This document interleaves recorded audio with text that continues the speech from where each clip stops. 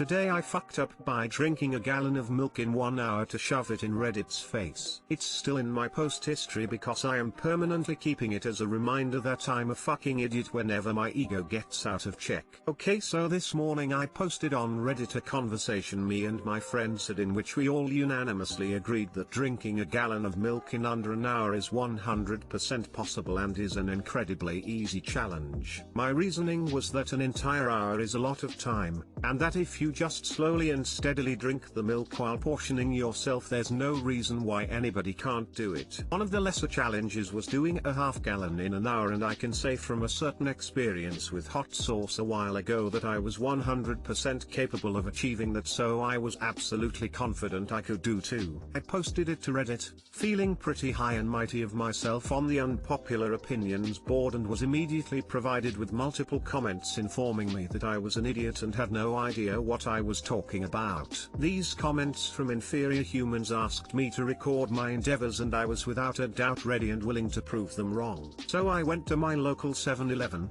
bought a gallon of 2% and got back to my dorm. I will give myself credit through my naive ego. I did prepare for the worst a little bit. I sat with a towel bib in case of dribblage and pre-opened one of the shower stalls because the toilets would not account the possible gallons worth milk that could occur from the bovilicious odyssey I was about to traverse upon. So I turned on my video camera and filled up 5 approximately 25 ounces cups of milk. Looking at these completely full cups in front of me, the milk carton definitely tricks you with its sheer volume, and I was realizing the challenge ahead of me. But mama didn't raise no bitch, so I went in. First cup, totally easy. I love milk. My father, brother and I will go through a gallon within 2 to 3 days tops. And all I have to do is do this every 12 minutes and I'm home free, and all those losers on Reddit will know how cool I am. Second cup, I down this one too, easy peasy. Though the first signal to my brain that I was very much so satiated with my daily value of calcium was already upon us. Though this was a challenge even the greatest often failed at, I wasn't going to underestimate this challenge, but rather like a matador I will corral this bull with steadiness and finesse. Third cup, this one I was able to not consistently down. I got about halfway through and I had to breathe for a second. But I have a 12-minute window to down this, so I don't have to rush it. The camera is still recording. I wonder if I have to post this full hour of footage to prove it, or if I can just skip to each time I drink. Ha. Imagine the looks on their faces when they see I can drink an entire gallon. How much time till my next cup? I've got 30 seconds! Exclamation mark. Fourth cup. Okay. I finished the third cup in the time window. The 12-minute mark hit and I didn't immediately drink it. I picked it up, inspected its bow. Today I fucked up color and temperature, and immediately had to put it back down because a certain noise just befell my ears.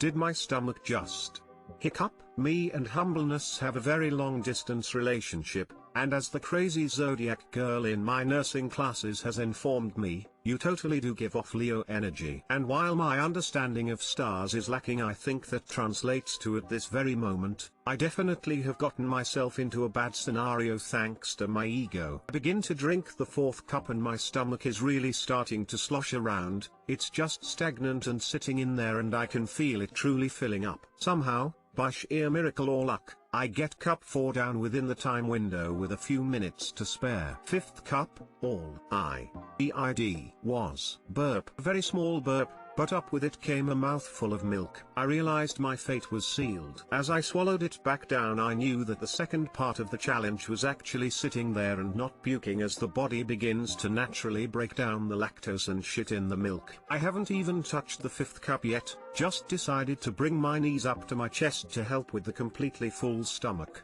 Then, I, very graciously I should add, sprinted like a madman to the open shower, kneeled on that gross ass floor and prepared for the inevitable. 10 seconds 15.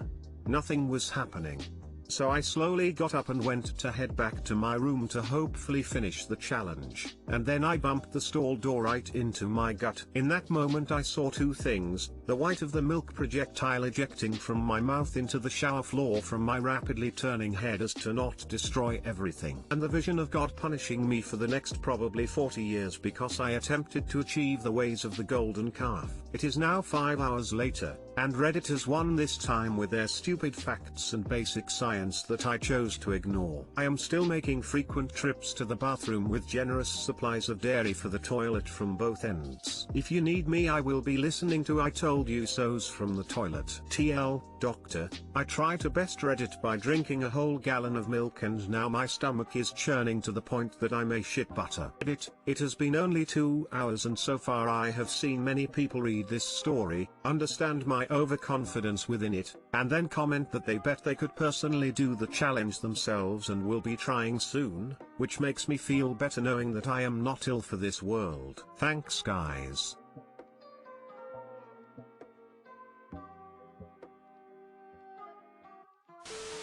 As I recall, Mythbusters showed it's the volume of liquid, not the lactose or anything else in the milk, that makes it a challenge for most people. A gallon of water in 1 hour would only be somewhat less gross to vomit back up.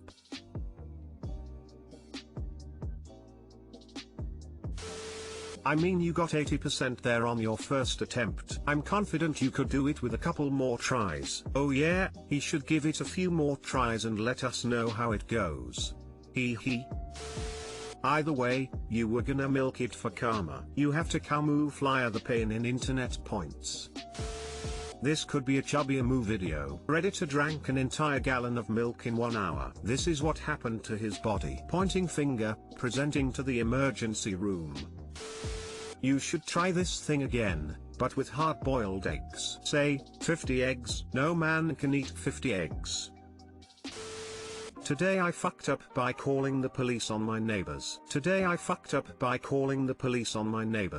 it's a nice warm night, I'm hanging out at home with the windows open. Neighbors across the street must be too because I'm hearing their little kids scream every 20 to 30 seconds for an hour and a half. I can also hear some adults yelling. I'm getting pretty concerned about this situation, so I finally call the police, non-emergency number, to see if they will check it out. The police arrive, I hear them pounding on the door. By now it's after 10 PM, so they're waking people up. The neighbors finally answer the door. I can hear parts of the conversation. Very quiet neighborhood. I hear the same screaming 2 or 3 times while the police are there. The police leave without dragging anyone out in handcuffs and the neighbors go back into their house, so I guess everything is good. After a few minutes, the police call me to let me know everything is okay. Apparently the neighbors have a parrot that screams whenever they leave it alone in its room. Too long didn't read. Today I fucked up by being the dumbass that sent the police on a, almost literal, wild goose chase for a screaming parrot that sounded like a small child being abused.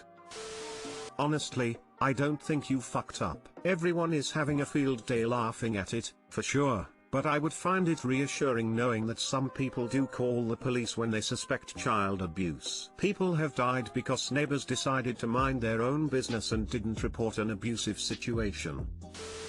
Better to live with doing too much than not enough emo. That damn bird really did sound like a small child screaming. Creepy.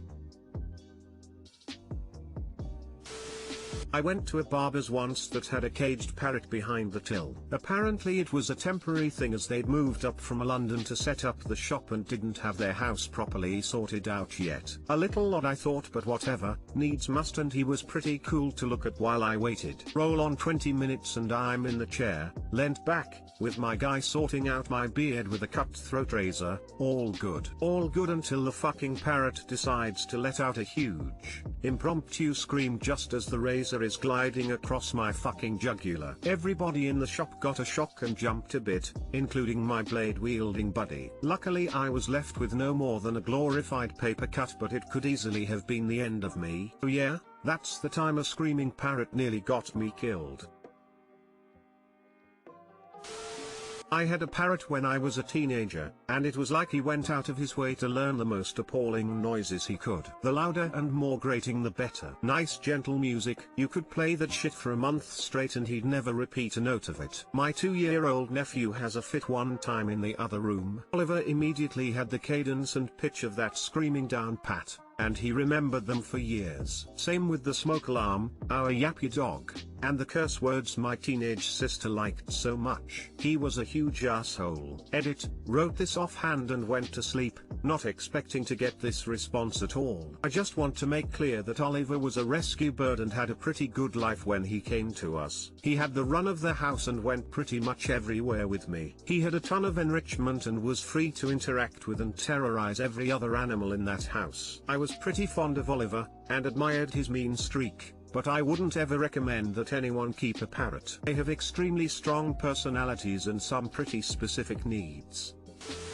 Years ago, I worked in a pet store, and, on occasion, we would board exotics for long-standing customers, as most of the big places wouldn't do reptiles, birds or rodents. One couple had a boat today. I fucked up a white cockatoo, super friendly, very affectionate. We had to keep him in the back. The owners had him on a large cage in their bedroom, and he was quite happy to stand in our front display cage and squawk at the top of his feathery little lungs such gems as "Fuck me Frankie. Oh, that's it. Harder, harder." And make this god-awful squeal. Wonder where he picked that up, smiley face, smiley face. Yeah, parrots will pick up the darndest things. I went to a pet store similar to the one you mentioned, Exotic Animals, where they had a crimson macaw. By the way, those things can live 50 years or more. Anyway, he had picked up "What the hell do you want?" and could say it very similar to a normal adult. They were trying to untrain him from doing that, because he would say that from time to time when a customer entered, and they would feel offended and leave, thinking it was the employee asking that. Today I fucked up by packing a vibrator in my carry-on bag. So as with many today I fucked ups here, this didn't happen today but over a decade ago, but seeing as the said product in question recently died, it felt right to share its journey. Too long didn't read. At the bottom. Growing up in a very religious household led to me being a bit naive in the world of diddlesticks. So when my so took a job out of state about 1k miles away, I was suddenly tasked with fulfilling my needs on my own. Conveniently my friend was hosting one of those intimate parties and problem solved. A few weeks later I had planned a trip to visit said so and he requested that I bring the new toy along. I argued against it, after all I was flying down for the real thing, but eventually relented. Now at this point in my life I am a very seasoned traveler, but back then I hadn't flown much and never on my own but was only going down for the weekend, so I threw everything in a duffel bag and called it a day. I blindly walk into that TSA line and my bag gets pulled aside. My heart sinks already. Oh no,